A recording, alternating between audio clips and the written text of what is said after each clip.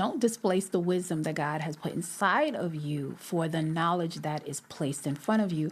And I say that because every day we have new knowledge that is presented to us, and that knowledge is not always based on truth or fundamental principles or godly principles or anything like that. But every single day we are met with that.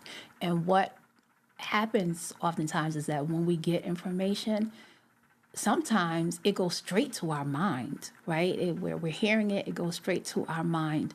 And our mind is analytical. Our mind is like the judge, you know?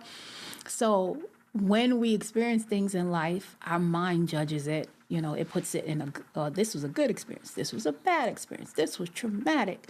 You know, this was a scary experience. And so whenever we get information or knowledge, that's what we do. And sometimes that judgment is there, and that judgment has already held captive, right? Anything that comes that's similar to that experience that brought that judgment with it.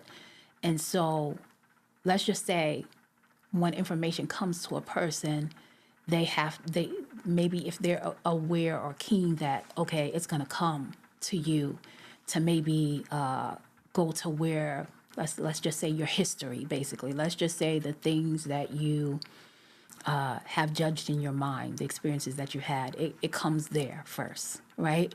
And if you're able to understand that that's what we do, when things happen, we go to what's familiar to us, not necessarily glean or be open to something that's new or the unknown. It's like talking to somebody and they're talking to you, and you could tell they're not really taking it in. They're just listening with their head.